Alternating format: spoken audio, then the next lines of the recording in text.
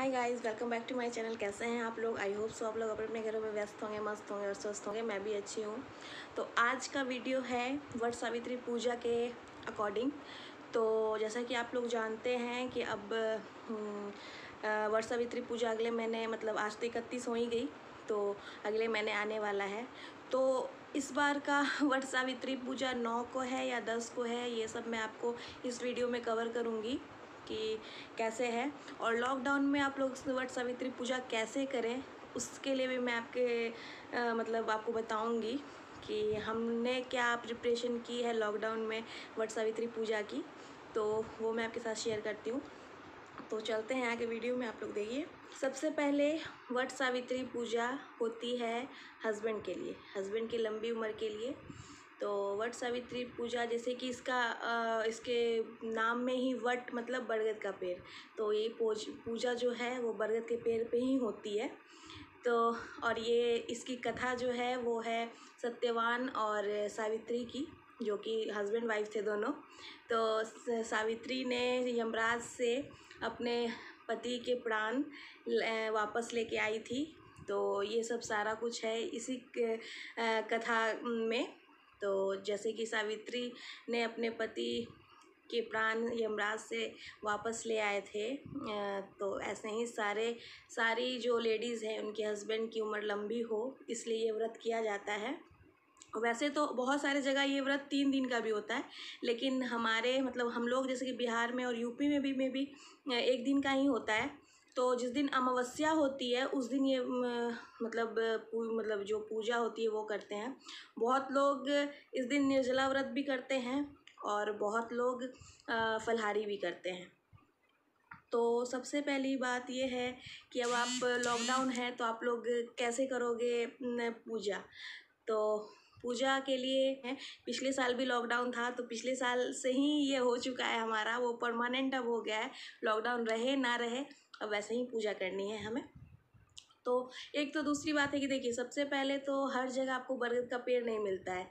तो जब मैं पहली बार पंजाब आई थी तो 1-2 साल तो मेरा वैसे ही चला गया था, सिर्फ मैं फास्टिंग करके रह गई थी, क्योंकि मुझे पता ही नहीं था कि बरगद का पेड़ कहाँ है। नए नए आए थे हम लोग पंजाब में, तो पता नहीं चलता था। तो उसके बाद फिर धीरे धीरे रहते रहते आदमी एक दो जगह जाता है, एक दूसरे से बात करता है, तो फिर पता चलता है। तो ऐसा है। तो सबसे पहले आप क्या करो, अब जैसे 10 तारीख की है कि 9 तारीख की है, अभी 10 दिन मान लो है हमारे पास, तो आप एक बरगद का पेड़ लेके आ जाओ घर पे, और उसको जो गमला होता है उसमें आप लगा दो। और थोड़ा बड़ा लेके आओ ताकि उसमें 1-2 पत्ते रहें, तो देखने में भी अच्छा लगे। तो पत्ते होने तो ज़रूरी है, तो कुछ पत्ते रहें तो आप उसको लगा दो। और एक मतलब 10 दिन के अंदर थोड़ा सा और वो बढ़ ही जाएगा। तो ऐसे आप कर सकते हो लॉकडाउन में पूजा, क्योंकि हर कोई अभी क्राउड से बचना चाह रहा है, भीड़ भाड़ वाली जगह नहीं जाना चाह रहा है। तो ऐसा है। और आप इसमें जैसे कि फेरे लगाते हैं, तो फेरा लगाने के लिए आपको जो कच्चा सूता होता है, अगर कच्चा सूता नहीं भी मिले तो आप मौली ले लो। मौली में भी पीला कलर उसमें रहता है, तो उसमें वो काम चल जाता है।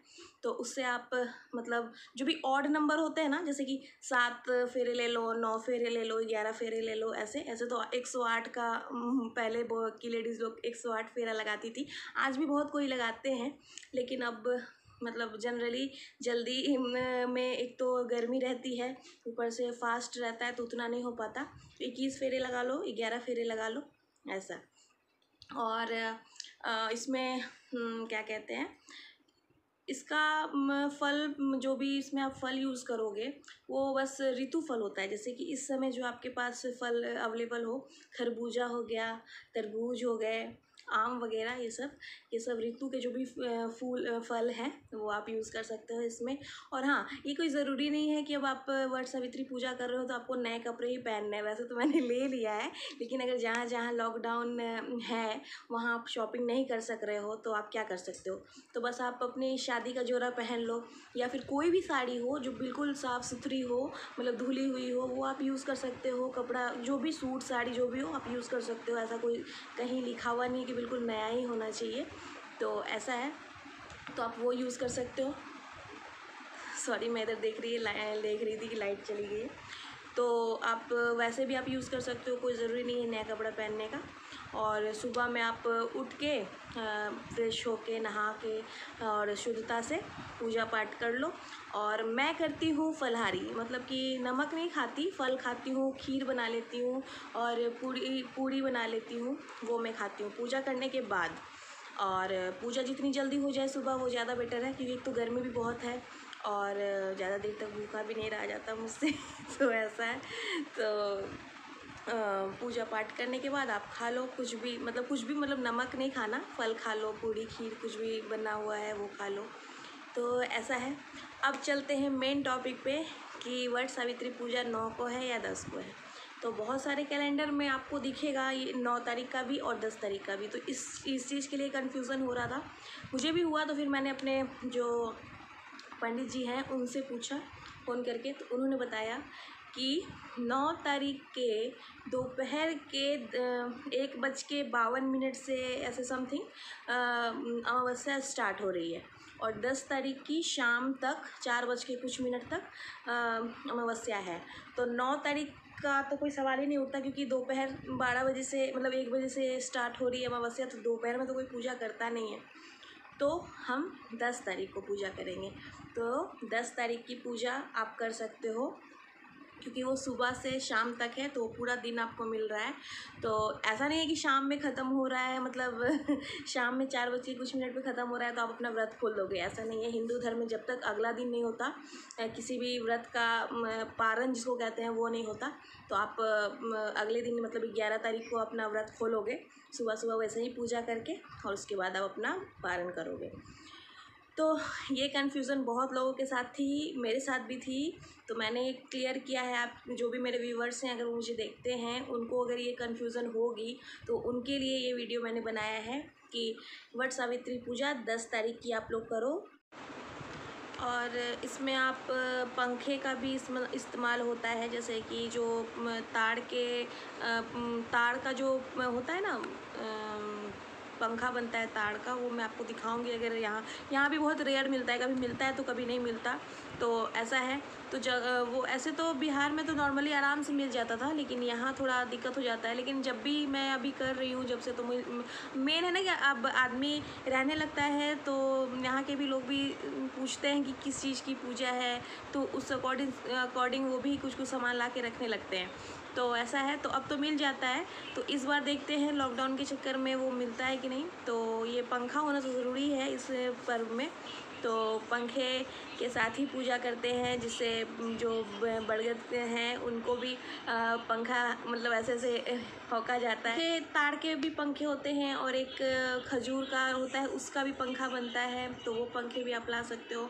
और अगर कुछ ना मिले तो आप सिर्फ बरगद का पत्ता जो होता है उससे भी मतलब पंखा समझ के पंखा बना के उसको हाँक सकते हो, कोई ज़रूरी नहीं है। मैं फिर से वही बात बोलूँगी, मन चंगा तो कठौती में गंगा। तो बस श्रद्धा पूर्वक पूजा कीजिए और मन लगा के पूजा कीजिए। इस लॉकडाउन में बस सब कुछ अच्छा हो, सबके घर में सब कोई स्वस्थ रहे, बस यही कामना करके बहुत अच्छे से पूजा कीजिए घर में। और बस भगवान से यही प्रार्थना कीजिए कि हम लोग के जितने भी ये चल रहे हैं परेशानियां जो चल रही हैं वो जल्दी ख़त्म हो जाए, और हम लोग अगले साल जैसे करते थे पूजा वैसे करें, बिल्कुल हर्षोल्लास के साथ करें। बस यही प्रार्थना करते हुए इस व्रत को कीजिए। तो बस ऐसे ही है वट सावित्री पूजा की। और मैं जब करूँगी पूजा तो आपके साथ मैं शेयर करूँगी कि हम लोग कैसे करते हैं पूजा वगैरह।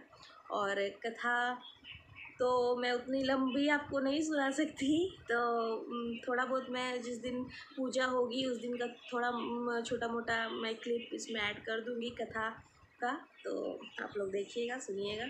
और प्लीज़ अगर आप देखना चाह रहे हो और भी बहुत सारे वीडियो, तो चैनल को सब्सक्राइब कर लीजिएगा और बेल आइकन को हिट कर दीजिएगा, ताकि आपको सारी नोटिफिकेशन मिल सके। तब तक के लिए बाय।